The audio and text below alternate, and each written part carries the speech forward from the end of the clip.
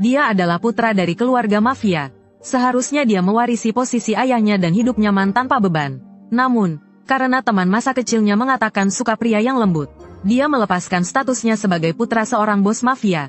Selama 10 tahun, dia menjadi orang baik. Bahkan ketika diintimidasi di sekolah, dia tidak pernah melawan. Semuanya demi menjadi pria idaman gadis itu. Tapi gadis itu diam-diam bermesraan dengan preman sekolah, Shin Kyung-chul. Melihat pemandangan ini, Ji Won bagaikan tersambar petir. Saat kembali ke kelas, dia seperti kehilangan jiwanya. Dia bahkan tidak mendengar sapaan teman-temannya. Dia hanya menatap tajam gadis itu di depannya. Dia ingin mengirim pesan kepada gadis itu. Tetapi setelah mengetiknya, dia tidak berani mengirimnya. Saat bel berbunyi, Ji Won tidak tahan lagi. Dia bertanya pada Sujin apakah dia berpacaran dengan Shin Kyung-chul. Bukankah kau suka pria yang baik? Sujin menjawab, tidakkah menurutmu pria jahat itu keren? Ji Won teringat saat ayah Sujin sering mabuk dan memukulinya setiap kali mabuk. Ji Won selalu diam-diam menemaninya. Dia mendengar Sujin berkata bahwa ketika besar nanti, dia ingin menikahi pria baik seperti Ji Won. Karena kata-kata inilah Ji Won menjadi orang baik selama 10 tahun. Tapi sekarang, dia tidak lagi menyukai pria yang lembut. Ji Won meraih tangan Sujin. Sebenarnya aku jahat, darahku mengalir darah penjahat. Ayahku adalah bos geng beruang api. Dan aku punya banyak anak buah. Hanya dengan satu kata, aku bisa membuat orang yang menggangguku lenyap dari sini. Mendengar kata-kata Ji Won, Sujin tertawa. Kau mengkhawatirkan aku. Makanya kau menjelek-jelekkan dirimu sendiri, kan? Kau memang teman yang baik. Melihat itu, Ji Won tidak berkata apa-apa lagi. Saat mereka hendak keluar dari sekolah, Shin Kyung-chul tiba-tiba memanggil Sujin. Dia mengajaknya ke karaoke untuk belajar matematika. Sebelum pergi, Shin Kyung-chul tidak lupa mengejek Ji Won. Melihat wanita yang dicintainya digandeng orang lain, Ji Won menggertakkan giginya. Karena kau suka pria jahat, kan kutunjukkan padamu apa arti pria jahat yang sebenarnya. Sesampainya di rumah, Ji Won bergegas menemui pamannya, tangan kanan geng beruang api, Yang Jae Hyuk. Paman, aku butuh bantuanmu. Aku ingin menjadi pria jahat. Mendengar ini, Paman Jae Hyuk terkejut. Bukankah tuan muda selalu ingin menjadi orang baik? Mendengar pertanyaan pamannya, bayangan kemesraan mereka berdua terus berkelebat di pikiran Ji Won. Dia tidak punya alasan lagi untuk tetap menjadi orang baik. Yang ingin dia lakukan sekarang adalah menghajar Shin Kyung-chul dan merebut kembali Sujin. Paman Jae Hyuk memberitahu Ji Won bahwa untuk menjadi jahat, pertama-tama dia harus belajar mengendalikan ekspresinya. Kemudian, dia membutuhkan pakaian yang tepat. Namun, ketika dia kembali ke kamar dan melihat dinding kamarnya yang penuh dengan piagam penghargaan, dia terdiam. Saat itu, terdengar ketukan di pintu. Orang yang datang adalah anggota ketiga geng beruang api, Ji Sang. Meskipun dia terlihat ceria di rumah, di luar, dia adalah pria yang berani melawan babi hutan. Tuan muda, aku akan mengubahmu menjadi pria keren sepertiku. Ketika Ji Won keluar lagi, penampilannya telah berubah total. Para pamannya pun mengacungkan jempol padanya. Keesokan harinya, Ji Won pergi ke sekolah dengan pakaian barunya. Mengikuti saran pamannya, dia berusaha terlihat lebih garang. Saat ditanya teman-temannya, ia hampir saja tak bisa menahan diri. Tapi ia ingat perkataan Paman Hui. Akhirnya ia berhasil menahan diri. Hingga Sujin mengajaknya ke kantin. Di hadapan Sujin, ia pun menyerah. Sujin merasa Ji Won seperti orang yang berbeda hari ini. Namun perkataan Ji Won selanjutnya membuat Sujin terdiam. Kalau berubah, kau yang lebih dulu berubah. 10 tahun lalu, karena ucapanmu, aku menjadi orang baik yang mudah ditindas.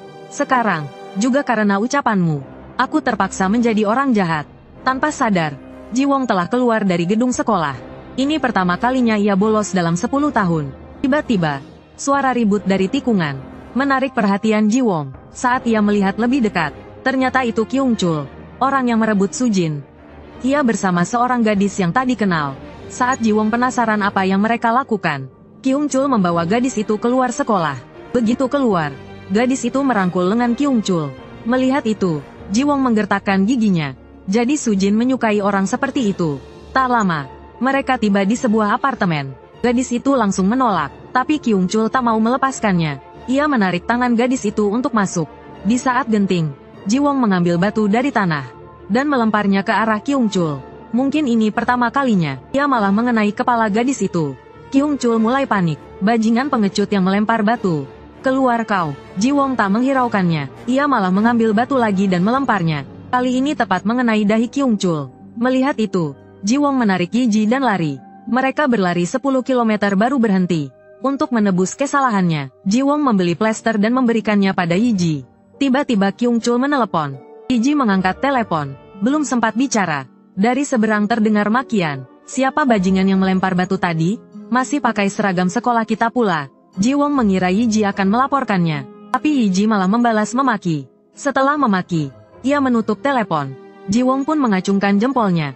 Dalam suasana tegang itu, mereka menjalani kencan pertama mereka. Sekembalinya di sekolah, ia diberitahu teman-temannya bahwa ia ketahuan bolos oleh wali kelasnya, dan disuruh ke ruang guru. Melihat aksesorisnya yang berlebihan, Ji Wong memutuskan untuk melepasnya dulu. Saat melepas cincin, ia menyadari cincin naga birunya hilang. Ia mencari ke seluruh tubuhnya tapi tak menemukannya. Ia pun panik, karena itu hadiah dari Paman Kisang agar ia menjadi jahat.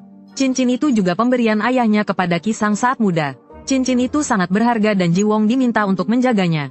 Dan saat Kisang meninggal nanti, cincin itu harus dikembalikan padanya. Tanpa sepengetahuannya, cincin itu terjatuh saat ia melempar batu tadi, dan ditemukan oleh Kyung Chul.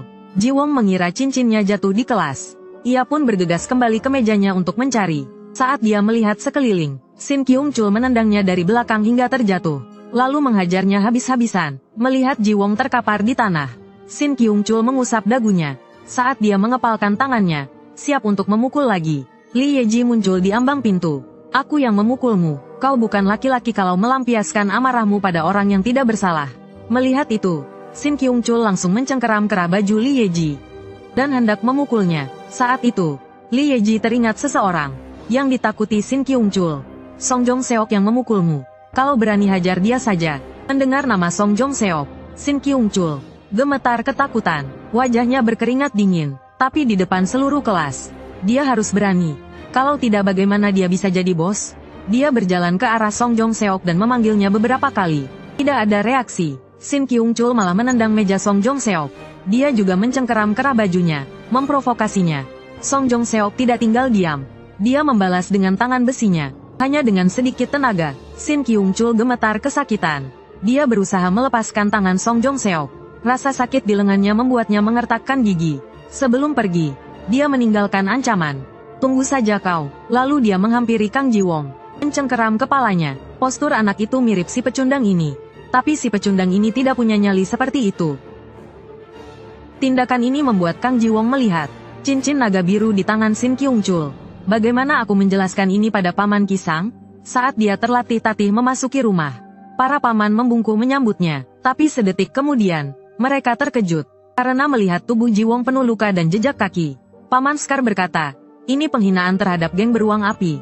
Ambil senjata, kita serang. Begitu kata-kata itu terucap, para paman langsung bersiap. Keributan itu terdengar oleh Paman Kisang. Saat mendengar Paman Skar mengatakan Ji Wong diintimidasi, urat di kepalanya langsung menonjol. Saat para paman hendak keluar untuk membalaskan dendam Ji Wong, Paman Hui segera menghentikan mereka. Tuan muda adalah calon pemimpin geng kita. Kita tidak boleh ikut campur dalam perkelahian pertamanya. Mendengar itu, mereka semua meletakkan senjata mereka dan membungkuk meminta maaf pada Paman Hui. Lalu, Paman Hui meminta semua orang berkumpul di ruang rapat. Ji Wong tertegun melihat para paman duduk rapi.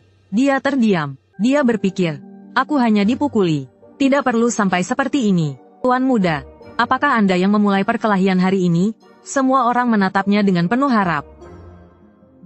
Mereka kecewa, tapi aku melempar batu ke kepalanya. Mereka kembali bersemangat, tapi Paman Hui tampaknya tidak senang.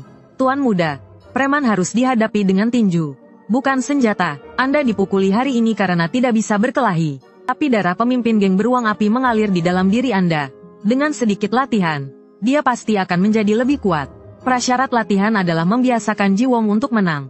Kata-kata Paman Kosuk selanjutnya membuat Ji Wong tercengang.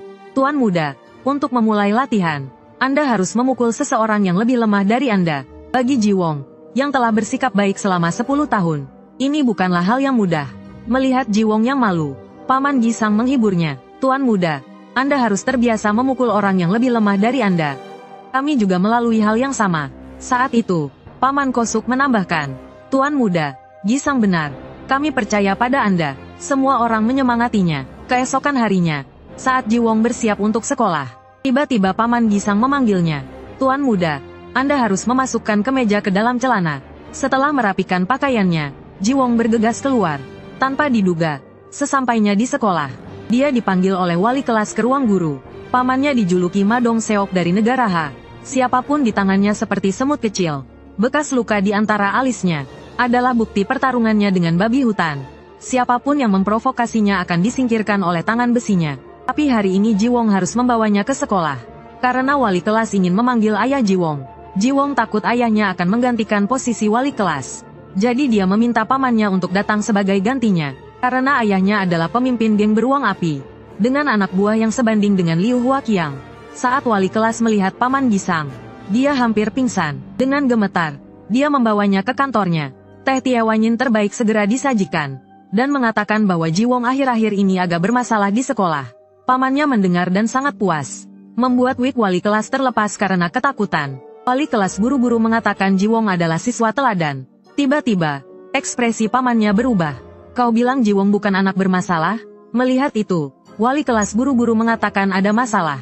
Dan masalahnya cukup serius. Setelah mendengar itu, pamannya tersenyum puas. Kemudian dia pamit dan pergi. Dalam perjalanan pulang, pamannya tiba-tiba bertanya pada Jiwong apakah dia menjaga cincin naga biru yang dia berikan. Agar pamannya tidak curiga, Jiwong berbohong dan mengatakan cincin itu ada di kamarnya. Tapi yang tidak diketahui Jiwong adalah, kemarin pamannya baru saja berpapasan dengan Shin Kyung-chul, dan langsung melihat cincin naga biru di tangannya. Tapi melihat Shin Kyung-chul dan Jiwong mengenakan seragam sekolah yang sama, dia mengira dia adalah teman Jiwong.